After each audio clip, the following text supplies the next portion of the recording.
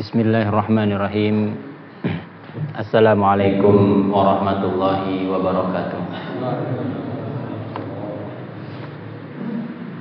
Alhamdulillahil malikil qudusis salam, as-sami'ul basirul alam, zil jalali wal ikram, akramana bidinil islam, wa akmala lana ad-din, wa atimmu alaina al-in'am, وفصل لنا العبادات والحرام وبين لنا الشعائر العظام فله الحمد والشكر على الدوام وأشهد أن لا إله إلا الله وحده لا شريك له شهادة من حققها أدخل الجنة دار السلام وزهزها النار وزهزها عن النار دار الانتقام وأشهد أن محمدًا عبده ورسوله النبي الإمام المبعوث رحمة للأنام خير من صلى وصام واجتهد وقام من لزم سنته اهتدى واستقام صلى الله عليه وسلم أزكى صلاة وأتم السلام ورضي الله عن آله الطيبين الأعلام وصحابته الخيار الكرام. وقال الله تعالى بمحكم تنزيله أعوذ بالله من الشيطان الرجيم من عمل صالحا من ذكر أو أنثى فلنحيينه حياة طيبة ولنجزينهم أجرهم بأحسن ما كانوا يعملون. Hadirin wal hadirat, mukminin mukminat rahimani wa rahimakumullah. Kita panjatkan puji syukur atas karunia Allah yang telah berikan kesehatan dan kesempatan. Alhamdulillah kita ucapkan bersyukur kepada Allah. Alhamdulillah bi ni'matihi tatimmus shalihat. Atas segala bentuk karunia-Nya, terutama nikmat sehat, iman dan takwa, taufik dan hidayah-Nya, sehingga kita bisa berkumpul fi baitin min buyutillah, di salah satu rumah Allah Subhanahu wa taala. Sebagaimana kita sering mendengarkan satu hadis dari Kanjeng Nabi, man ijtama'a qaumun fi baitin min buyutillah, barang siapa berkumpul di rumah-rumah Allah, yatluna kitaballah, lalu dia membaca Al-Qur'an, dia pelajari Al-Qur'an, yatadarasunahu bainahum, berdiskusi tentangnya, topiknya tentang ilmu, tentang Al-Qur'an, illa nazalat alaihimus sakinah, maka tidak terkecuali Allah turunkan ketenangan di dalam hati-hati panjenengan. Wa ghasyiyatuhumur rahmah, dan Allah selimutkan kita dengan kasih sayangnya. Wa haffathumul malaikah, dan Allah utus malaikatnya untuk menjaga kita di sini, mendoakan kita atau bahkan mengamini doa-doa kita. Nah, dari hadis ini maka kita berharap kepada Allah Subhanahu wa taala, semoga Allah memberikan kita maghfirah, ampunannya.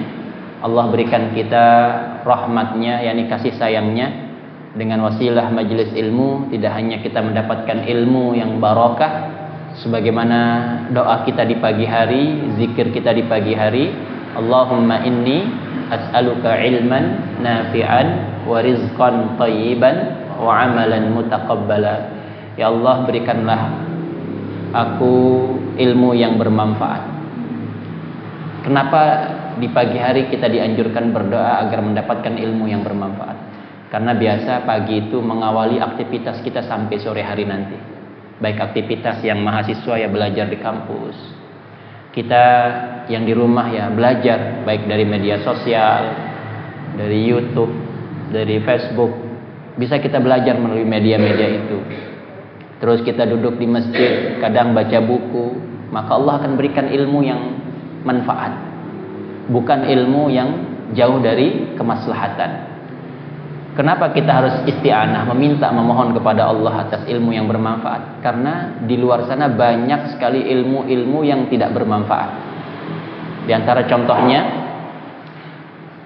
hari ini banyak orang yang belajar agama dengan jalan-jalan yang tidak diridhoi oleh Allah Subhanahu wa taala. Contohnya misalnya belajar agama, memahami agama dengan pemikiran-pemikiran liberal. belajar agama dengan pendekatan-pendekatan filsafat misalnya. Ini merupakan hal yang menyulitkan diri kita sendiri. Padahal agama itu Allah mudahkan.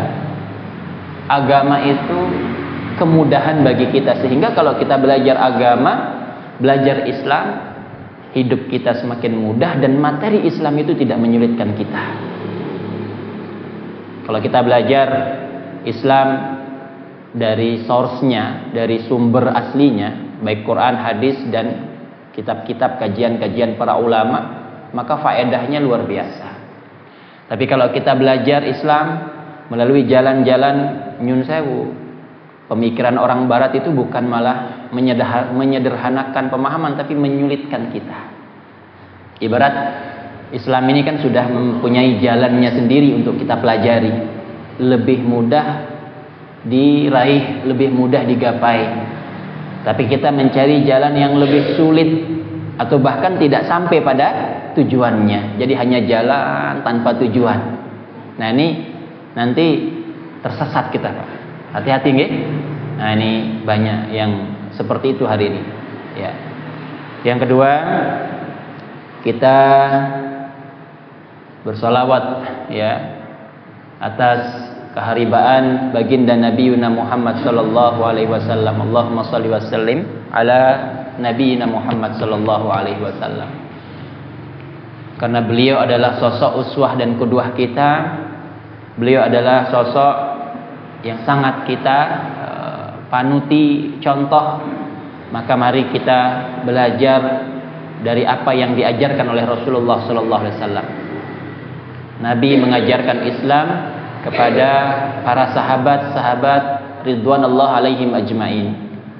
Para sahabat mengajarkan kembali kepada para tabi'in. Tabi'in mengajarkan kembali kepada tabi'ut tabi'in. Tabi'ut tabi'in mengajarkan, melanjutkan Islam itu diajarkan kepada bawahnya lagi terus sampai kepada kita hari ini. Makanya muttasil ila Rasulillah sallallahu alaihi wasallam. Jadi ilmu Islam itu menyambung sampai sumbernya, yakni Kanjeng Nabi Muhammad sallallahu alaihi wasallam. Al-Qur'an kalamullah al-mu'jiz al-munazzal ala khatimil anbiya'i wal mursalin. Quran itu kalam Allah yang memang Nabi diamanatkan untuk mengajarkan Al-Quran, menyampaikan isi Al-Quran tersebut. Jadi wahyu Al-Quran. Makanya kalau kita ikut manut ittiba'ur rasul, berarti kita manut kepada Gusti Allah Subhanahu wa taala. Itu. Jadi biar kita tidak salah paham dan salah pikir.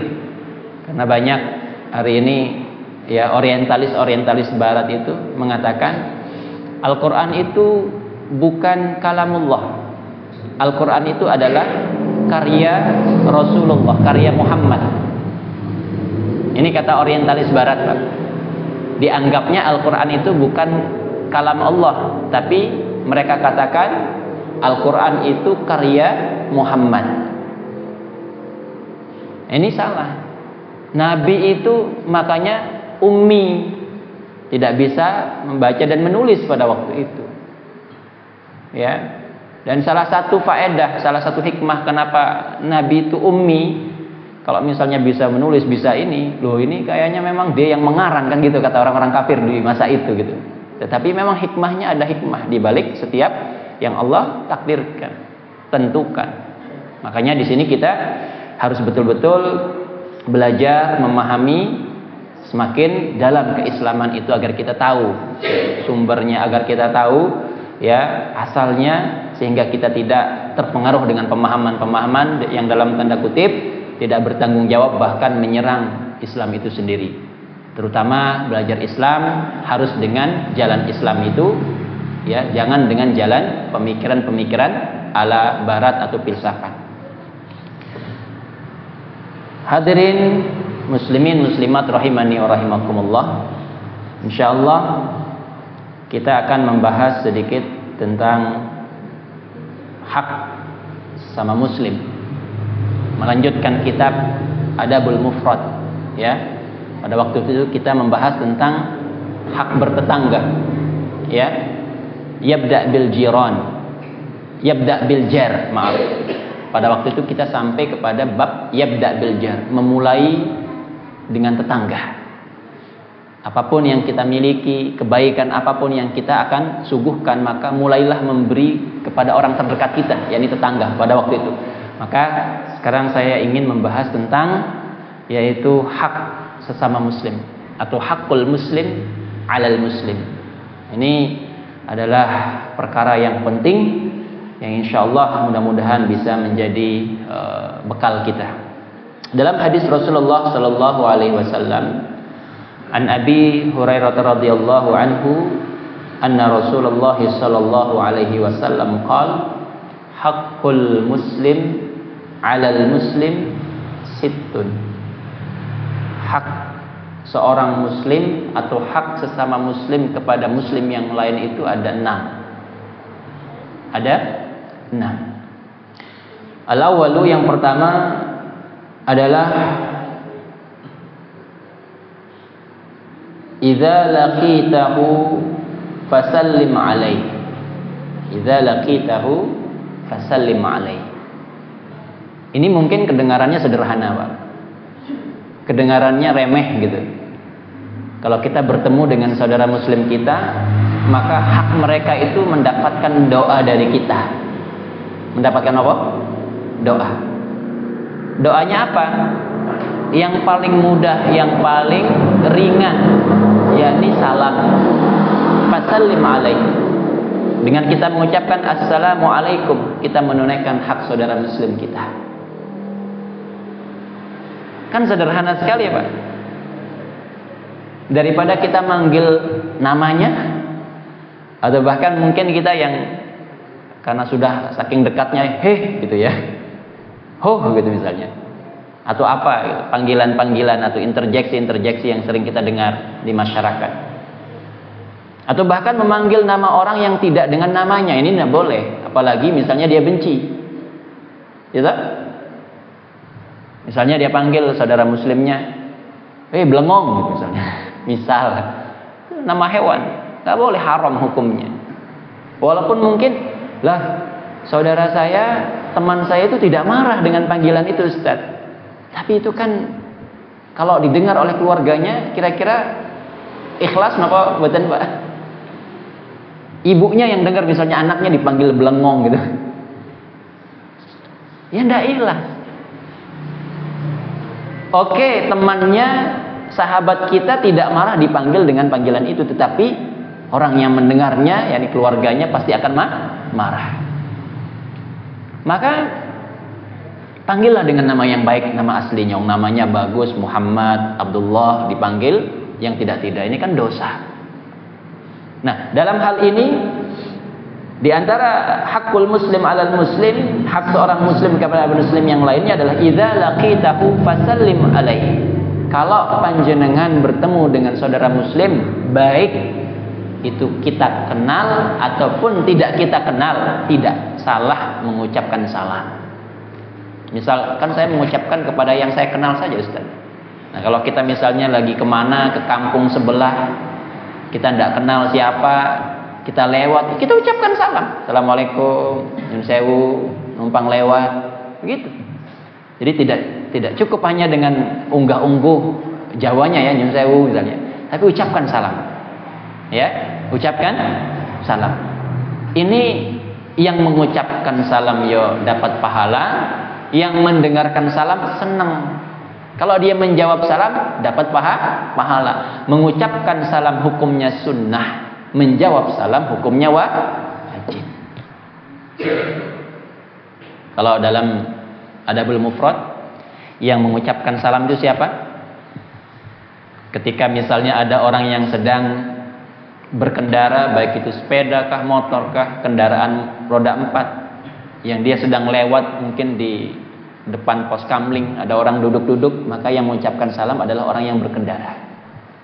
Buka kaca mobilnya, atau berhenti sejenak dari motornya, assalamualaikum, numpang lewat dan sebagainya.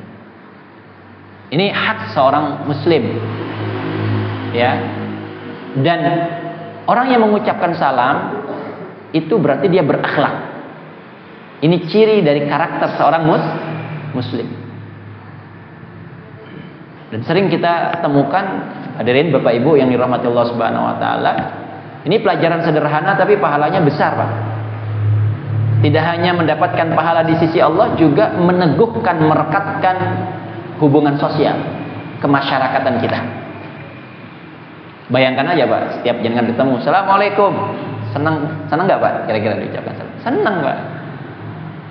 Apalagi yang bertikai, ya, yang bertikai lama, diem-dieman, nggak saling sapa.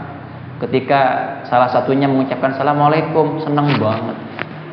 Akhirnya, kan begitu, nggih? Akhirnya apa? Menyapa. Ini luar biasa, ya. Dan ini membantah, ya, ajaran Nabi ini membantah waqi'ul yaum, realitas hari ini, di mana anak muda itu lagi bikin video prank gitu, Pak. Banyak di media sosial tuh yang ngeprank, ngagetin orang itu loh, Pak. Itu kira-kira dosa enggak, Pak? Dosa. Apalagi orangnya sampai pingsan atau mencelakakan orang, itu dosa besar. Nggak boleh. Yang harusnya seorang muslim dijaga haknya malah dizolimi. Lah kan ngeprank, nanti dapat duit misalnya setelah ini. Bukan itu, ya. Karena hak saudara muslim kita itu dijaga.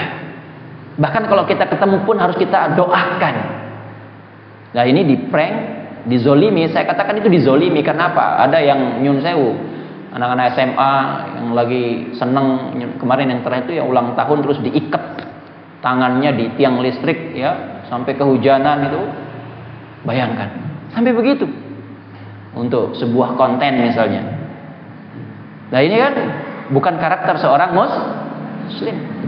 Nauzubillah min zalik. Jangan sampai kita. Nah, ini yang pertama. Berarti hak seorang muslim mendapatkan doa dari muslim yang lainnya. Jadi mari, Pak, kita biasakan mengucapkan salam, walaupun mungkin sederhana, simple, mudah, tetapi kadang kita lupa. Makanya kita diingatkan oleh hadis Rasulullah sallallahu alaihi wasallam ini. Yang kedua, wa idza da'aka fa'ajibhu. Wa idza da'aka fa'ajibhu. Kalau panjenengan diundang, maka datanglah. Hak saudara muslim kita ketika mereka mengundang kita walimah, walimatul urus misalnya, ada pernikahan, anaknya nikah, jenengan diundang, maka hak mereka untuk didatangi. Kita senangkan hati mereka yang mengundang. Dan ada yang bertanya, Ustadz, kalau misalnya yang kita datangi banyak kemaksiatannya, boleh enggak? Ya, itu kan nanti pinter-pinternya kita, Pak.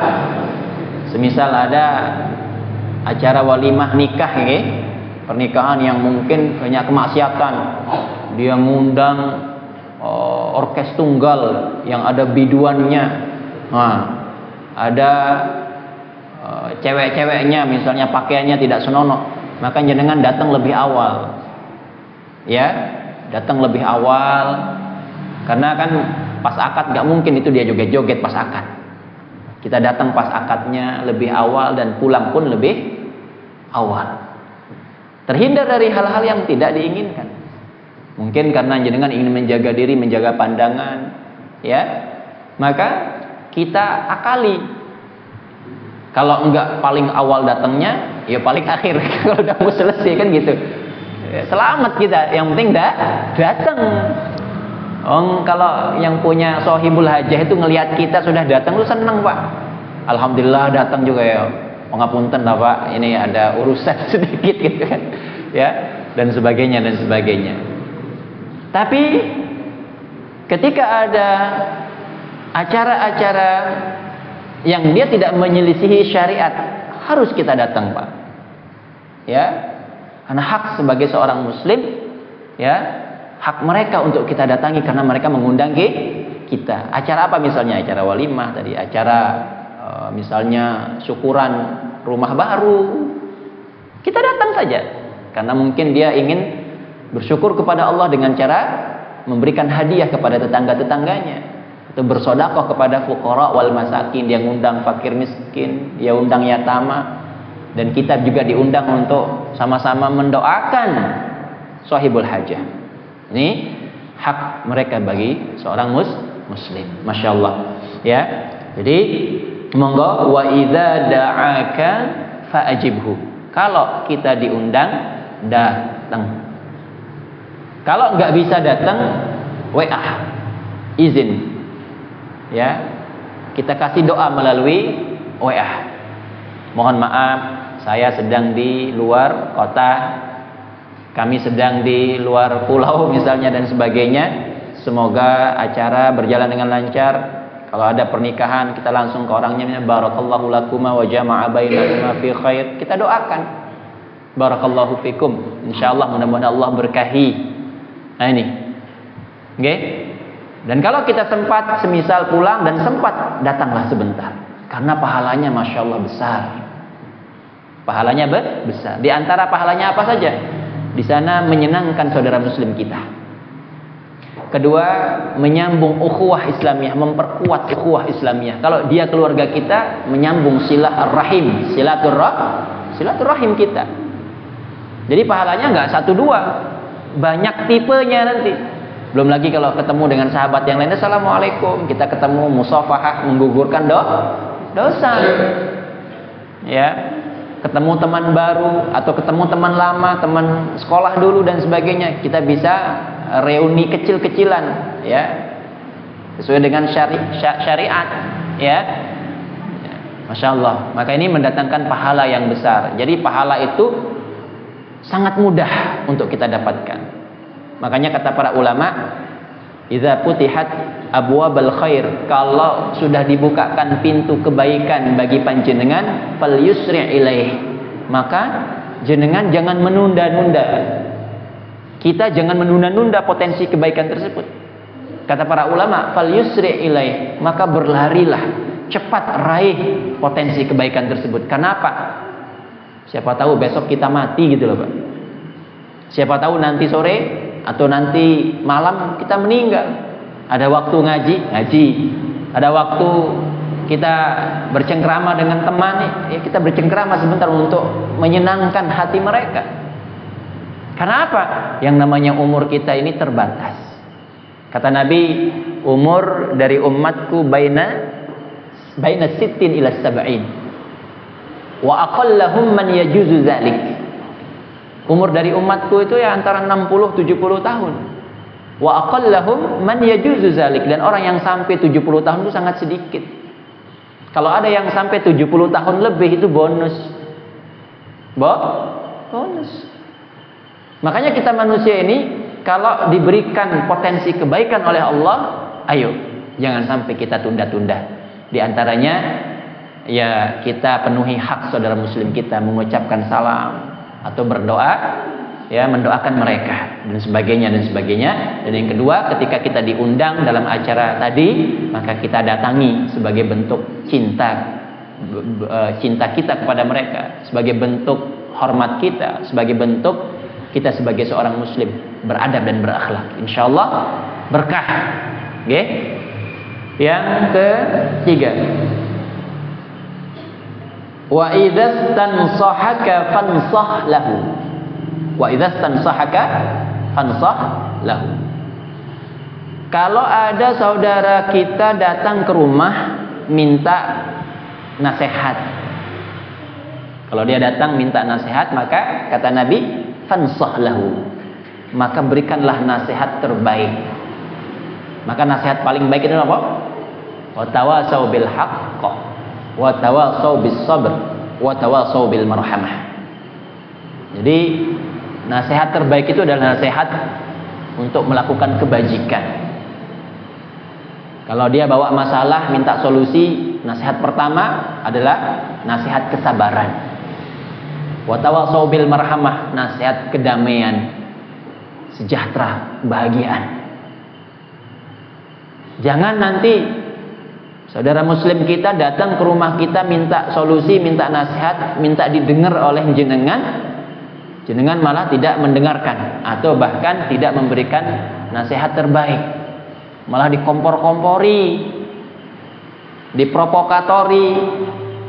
Tadinya saudara kita ini tidak marah ketika dia menceritakan ini, gimana ya solusinya mas, pak, aku begini, tetanggaku begini, ini kira-kira apa yang harus saya lakukan. Misalnya dia datang ke Pak RT minta solusi gitu ya. Maka sebagai seorang muslim berikan solusi, sabar dulu, yang namanya hidup ini mesti ada masalah. Orang hidup tidak lepas dari ujian. Kan begitu, kita nasihati dalam kesabaran, baru kita ajak dalam kebajikan. Kalau mau kepenak ya jenengan yang mengerti, beliau juga biar kepenak ya saling mengertilah. Jangan dikompor-kompori. Lah, nek kejadian ini di keluargaku tak parah nih ke wong. Ya. Jadi dia jadi provokator, bukan menjadi penasehat yang baik, atau bukan menjadi seorang tetangga atau sahabat yang baik yang fansah lahu. Dia menasehatinya, tetapi dia bahkan memprovokatori. Tadinya orangnya ya tidak marah-marah, setelah pulang dari rumah malah ngamuk-ngamuk, Pak. Hati-hati. Ya. Jangan menjadi kompor gas. Tidak boleh. Ya. Kalau kita menjalankan wasiat Nabi ini, seorang datang kepada kita minta nasihat dan kita berikan nasihat kebaikan, pahalanya besar. Kalau seandainya saudara kita yang tadi bersedih dengan mendengarkan panjenengan ngomong kok hatinya tenang, adem, maka jenengan mendapatkan pahala. Apalagi orang tersebut bisa sampai kepada tahap ya dia betul-betul menyerahkan semua urusannya kepada Allah karena mendengarkan nasihat panjenengan, ini pahalanya sangat besar.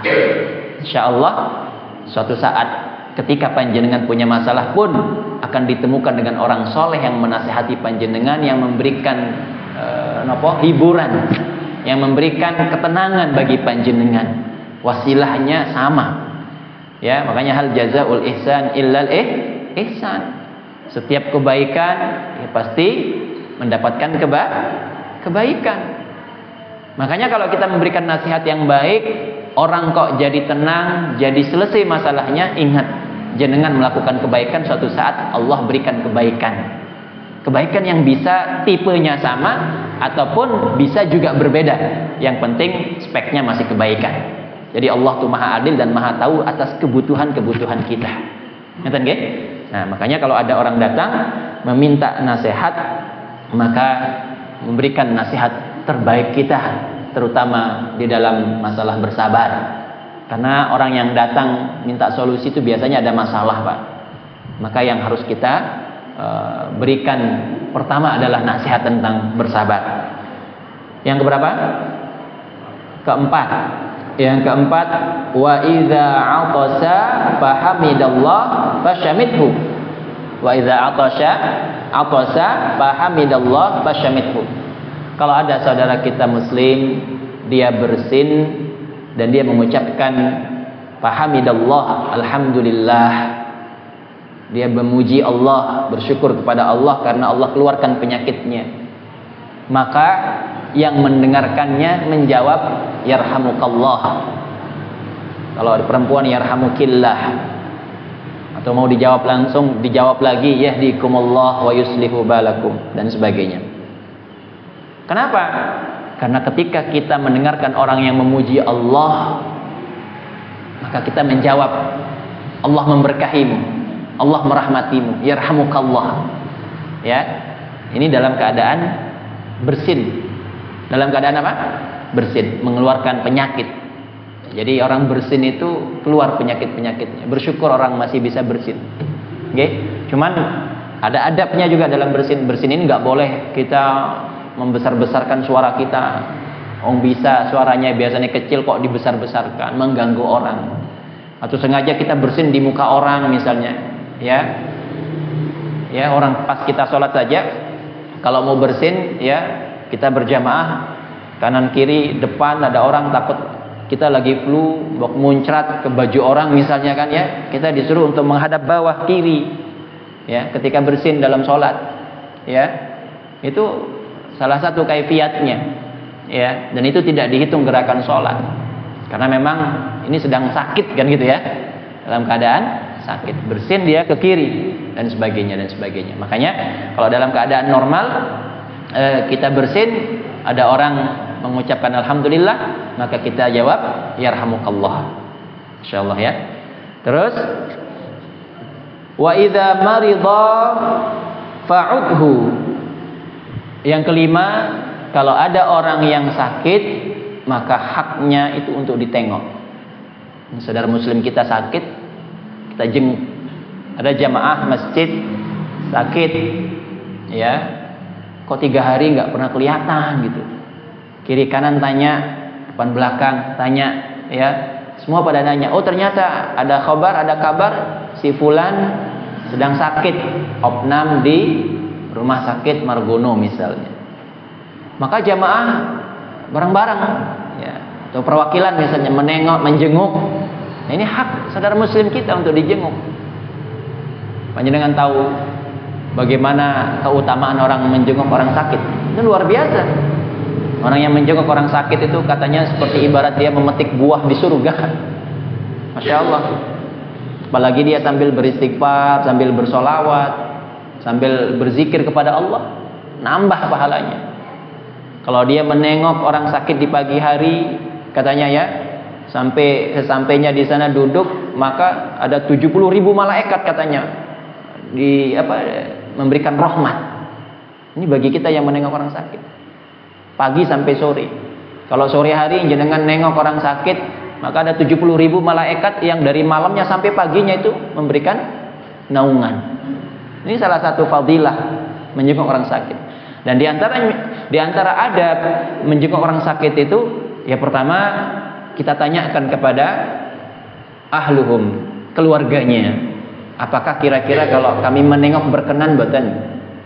Karena kadang-kadang ada orang yang memang sakit, butuh istirahat, ngeten nggih? Butuh istirahat, terus kita datang bareng-bareng sa-RT. Nah, kasihan yang sakit, gitu loh. Jadi mungkin ada salah satu yang di antara kita yang menelpon atau me-WA lah minimal, memberikan kabar. Ini kira-kira kalau kami tengok berkenan boten, Pak? Sudah bisa ditengok apa belum? Kalau sudah bisa, ayo. Dan ketika kita menjenguk pun jangan terlalu banyak, Pak. Kadang semua pada ikut. Ya, yang sakit ini kamarnya kecil di rumah sakit, yang nengok ada 5 mobil misalnya. Nah, ini representatif saja. Ya. Jadi cukup perwakilan dari RT, dari takmir masjid, dari ini dari ini sebagainya. Nanti kalau udah di rumah lah baru mungkin nggih agak agak kepenak waktunya, agak senggang. Ya. Tidak sebagaimana di rumah sakit. Kalau kita sudah diperkenankan menjenguk, ya kita masuk sebagaimana orang bertamu. Kita ucapkan salam. Setelah kita ucapkan salam, kita tanya kabar keadaannya bagaimana, apakah sudah membaik apa belum. Nggih? Kita tanya. Bahkan sunnahnya katanya kita disuruh untuk memegang napa ini? Keningnya ini gimana gitu nggih. Ini bentuk perhatian seorang muslim. Ya. Dan bagi yang nengok di belakang nggak boleh ngomong-ngomong sendiri, ribut. Kadang-kadang ribut dewek, Pak. Nyun sewu. Ya, ngomong-ngomong sendiri. Sakit apa sih gitu ya. Semisal ya ini cerita ya, ada sedikit cerita, kita nengok saudara kita yang sakit itu kena tumor, Pak. Ya. Ini kejadian betul ini, Pak. Ya, sahabat yang kena tumor ini ya udah stadium, pokoknya yang stadium akhir itulah, Pak. Beliau sudah meninggal gitu nggih. Pada waktu itu kita menengok dengan beberapa teman ya, teman kuliah dulu, teman-teman umum nggih. Itu ketika menjenguk itu ya ada yang membicarakan tentang penyakit tumor itu berbahaya gini-gini. Ini lagi di nengok orang yang tumor, Pak. Ini hati-hati. Jadi jangan sampai kita singgung penyakit, oh ini berbahaya. Oh ada teman saya dulu mati dia karena tumor ini dan sebagainya. Ini menakut-nakuti, bukannya datang menghibur saudara kita yang sedang sakit, memotivasi saudara kita yang sakit, malah dia menakut-nakuti. Ini bagian dari su'ul adab. Ya, nggak boleh. Makanya di antara cara kita menghibur, memotivasi mereka apa? Doa.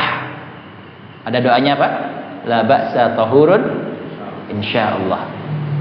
Tidak mengapa, ya. Tahur insyaallah, bersih, maksudnya bersih dari dosa. Insyaallah jenengan bersih karena asbab sakit ini, Allah ampuni dosanya. Insyaallah sembuh. Yang penting jenengan tawakal, serahkan kepada Allah, sabar. Dengan sabar ya panjenengan niki insyaallah menggugurkan dosa. Hibur saudara kita yang sakit, bukan malah kita takuti. Pak, kayaknya sebentar lagi jenengan ini katanya. Loh ya wedi ya. Ini kadang-kadang kita begitu. Ya. Ya nggak langsung seperti tadi cerita, ngomong-ngomong desas-desus di belakang, ini bahaya ini, nggak boleh, Pak. Ya. Siapa yang nggak tahu tumor itu bahaya? Semua kita tahu, tapi jangan diucapkan. Dan ini bagian daripada adab kita menengok orang sakit. Nah, atau kita bacakan doa yang masyhur juga, Allahumma rabban nas azhibil ba'sa ishfi anta syafi syifaan illa syifauka la yughadiru saqama. Kita doakan juga semoga Allah mengangkat penyakit-penyakitnya. Dengan doa, monggo silahkan doa-doa yang maksur, doa-doa yang ma'ruf boleh kita bacakan. Nggih? Terus kita nasihati, selain menghibur, memotivasi, juga menasihati. Mungkin jenengan punya wasiat, nasihat. Ya, nasihat tentang obat misalnya, karena sudah bolak-balik ke dokter ya tidak sembuh-sembuh ya, mungkin ada alternatif lain gitu nggih. Jenengan kayaknya coba pakai madu ini misalnya, atau dengan pakai herbal ini, boleh, nggak masalah. Ini menghibur. Ceritakan kesuksesan dari obat alternatif tadi. Ini saudara dulu pernah minum ini, biiznillah dengan izin Allah sembuh. Jadi dia punya motivasi hidup, dia punya motivasi untuk sembuh. Ini di antara adab-adab kita. Apalagi di antaranya adalah ya kita bawakan hadiah. Ya, kita bawakan hadiah. Makanya saya termasuk orang yang tidak setuju kalau menjenguk orang sakit itu dengan banyak orang, banyak tim, ya. Itu kasihan orang yang dijenguk atau keluarga yang menyajikan teh, minuman, karena mau nggak mau walaupun mereka ini tetap nggak enak ketika tidak memberikan kita sajian. Nah, ini jangan sampai kita memberatkan mereka yang sedang sakit. Ibaratnya ya menyakiti orang sakit, ya, menyakiti orang sakit itu. Justru kita yang harus membawakan mereka, kita yang harus menghibur mereka dengan kita bawakan buah, jajan terenak itu kita bawakan, ya, untuk menghibur mereka. Walaupun mungkin loh namanya sakit orang kepenak kabeh gitu, nggak masalah kita bawakan. Mungkin nanti dimakan oleh yang nunggu, insyaallah, gitu nggih. Jadi monggo kita perhatikan juga adab-adab di dalam menengok orang sakit. Masya Allah. Yang terakhir, wa idza mata fattabi'hu. Ketika ada saudara kita muslim yang meninggal dunia, maka kita takziah. Kita berikan hak-haknya. Ya, memandikan, mengkafani, sampai mengantar ke makbarah, sampai kita menguburkannya. Ini hak mereka. Ya. Kalau dalam fikih menyolati jenazah itu kan hukumnya apa? Fardu kifayah, representatif. Jenengan di luar kota, tapi ada tetangga-tetangga yang lain yang akan ngurusin jenazah tersebut. Fardu kifayah. Tapi satu desa ini nggak ada yang ngurusin, satu dosa kabeh sak desa gitu. Itu namanya fardu kifayah. Nggih? Makanya kita usahakan ketika ada orang meninggal. Ini saya cerita, kalau beberapa tradisi di Indonesia Timur itu seperti di tempat kami, ketika ada orang yang meninggal dunia itu, orang yang di kebun, yang di sawah, yang usahanya mungkin nyari ikan di kali, itu kalau tahu sudah diumumkan ada orang meninggal, mereka pasti pulang. Mesti mereka pulang untuk apa? Untuk bisa sholat jenazah, mengantarkan sampai, dan plus mengantarkan sampai kuburan. Saya pernah bawa teman tetangga di sini, Pak Mijen, ke Lombok sana, NTB. Dia kaget, ini yang meninggal tokoh apa siapa katanya? Orang biasa, saya bilang. Setiap orang meninggal itu yang nganter ribuan orang, Pak. Karena kebetulan letak makbaroh kuburan itu di atas gunung, Pak. Jadi kalau dari bawah itu orang tuh pakai, kan habis turun dari masjid kadang rata-rata pakai putih-putih tuh kalau sholat itu di sana tuh. Kalau di tempat kami itu orang haji itu pakai peci putih, Pak. Itu menandakan dia pernah ke Mekah haji. Itu tradisi di sana. Jadi kalau udah pakai peci putih, oh dia haji. Dan full time, Pak. Itu peci nggak pernah dilepas. Itu tradisi di sana. Kalau yang pakai hitam-hitam ini di sana ya rata-rata belum haji. Kalau di Jawa kan tidak, nggih. Kalau di sini ya mau sudah haji mau enggak, mau pakai peci hitam putih bebas. Tapi di sana tradisinya begitu. Makanya ketika orang mengantar jenazah itu kan putih semua kelihatan, Pak. Dari gunung itu berkelok-kelok sampai atas enggak putus-putus. Sampai teman tetangga Pak Mejen tuh kaget, ini yang meninggal tokoh apa sih? Enggak, orang biasa, petani biasa. Memang setiap orang meninggal tuh begitu. Nah, ini tradisi yang baik. Tradisi yang harus kita ikuti. Karena mereka tahu bahwa fadail, keutamaan orang mengantarkan jenazah sampai kuburan itu apa katanya? Mendapatkan kirodan. 2 kirot seperti 2 gunung besar. Itu pahalanya, Pak. Kapan lagi dapat 2 kirot? Lah kita ada tetangga meninggal ya, wis ana sing nganteri kira apa ya. Akhirnya yang nganter cuman keluargane tok. Saya pertama kali ke sini kaget loh, ini kok beda gitu ya. Ya, yang nganter sedikit sekali gitu. Ya. Nah, terus kalau kenapa harus banyak yang menyolati? Karena berguguran dosanya. Itu kata hadis Nabi, Pak. Kalau kita sholat jenazah, semakin banyak orang yang menyolati si mayit, berguguran dosanya. Masya Allah. Makanya kan sholat jenazah itu sampai bertahap-tahap kan gitu, nggih? Sholat jenazah pertama, monggo diimami oleh siapa? Sholat jenazah kedua, diimami oleh siapa? Makanya kita senang kalau keluarga kita ada yang meninggal, terus banyak yang menyolati. Ini keberkahan. Ya, dia mendapatkan maghfirah Allah Subhanahu wa taala insyaallah. Barakallahu fikum. Ada pertanyaan? Ya, monggo.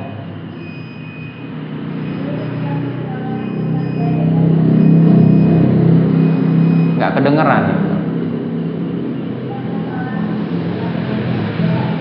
Hah? Masalah hubungan dengan tetangga. Terus?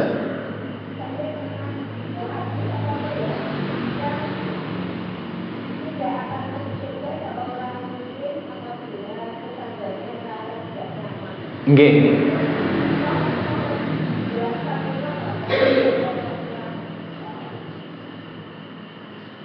Menjelaskan hadis tersebut maksudnya. Oke. Ya. La yadkhulul jannah man kana yu'minu billah wal yaumil akhir. Katanya barang siapa yang beriman kepada Allah dan hari akhir. Bagi siapa? Bagi mereka yang siapa? Baik kepada tetangganya. Jadi orang dikatakan beriman kepada Allah dan hari akhir, yakni bagi mereka yang juga baik kepada tetangganya. Hasin jaruhu, berbaik kepada tetangganya. Wa akrim duyufahu, orang yang memuliakan tamu-tamunya. Nah Nah ini hadisnya macam-macam ya. Intinya adalah memberikan penghormatan, pelayanan yang baik. Bahkan ada tadi tidak akan masuk surga seseorang itu sampai dia betul-betul menghormati atau menghargai tetangganya. Artinya kalau ada orang tetangganya dia tidak merasa nyaman karena ulahnya, ini perkara besar, Pak. Pada waktu itu kita bahas cerita antara Rasulullah dengan para sahabat. Kata Nabi, apakah kalian tahu apa itu pencurian, perampokan, sarik? Terus Nabi juga bertanya kepada para sahabat, apakah kalian tahu apa itu perzinahan? Maka para sahabat mengatakan itu adalah dosa besar yang diharamkan oleh Allah dan Rasulnya. Nah, seandainya pencurian dan perzinahan itu terjadi, ada orang yang berzina atau mencuri kepunyaan tetangganya, dibandingkan dengan dia mencuri dan menzinahi orang di luar sana 10, maka dahsyatnya dosanya itu lebih dahsyat yang ini, yang dia mencuri di tempat tetangganya. Kenapa? Karena dia zalim.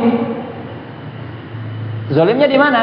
Yang harusnya tetangga itu mendapatkan penjagaan, dihormati, dimuliakan, dizolimi. Jadi dosanya berkali-kali lipat. Ini kata Rasulullah SAW. Ya, bukan berarti terus boleh mencuri di luar, enggak. Bukan itu maksudnya. Ini perbandingan saja dari Nabi. Tetangga itu yang harusnya dijaga, dihormati dan sebagainya, malah dizolimi. Itu tidak boleh. Ngerti nggih? Maka kalau semisal ada orang yang tidak nyaman dengan ulah tetangganya, hati-hati wahai para tetangga yang tidak memberikan kenyamanan bagi saudara-saudara muslimnya atau saudara-saudara yang non muslim. Nggak boleh tetap, ya, karena itu akan menjadi beban di dunia dan sampai akhirat nanti. Beban apa? Di dunia ya beban sosial, di akhirat ya hukuman dari Allah Subhanahu wa taala. Begitu nggih? Jadi nggak boleh. Ada lagi? Silakan.